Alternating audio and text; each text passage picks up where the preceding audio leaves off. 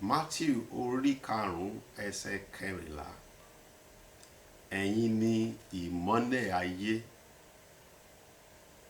Ìwọ ni ìmọ́lẹ̀ ayé. Ní gbogbo ibi tó bá wà, o láti tan ìmọ́lẹ̀.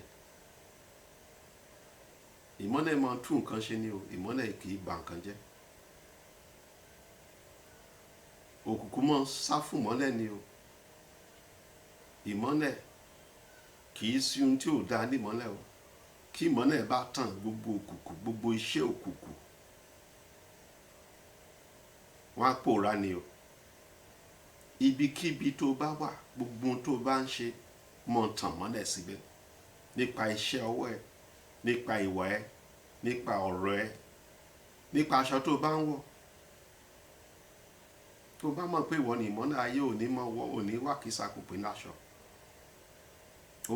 Ó máa jẹ́ àpẹẹrẹ rere. Ìmọ́lẹ̀ ó sì máa ba gbogbo iṣẹ́ òkùnkùn, iṣẹ́ ẹ̀ṣẹ̀, iṣẹ́ èṣù láti bàjẹ́. Agbára láti tàn mọ́lẹ̀ sí gbogbo ìṣòro. Agbára láti tàn ìmọ́lẹ̀ sí gbogbo òkùnkùn.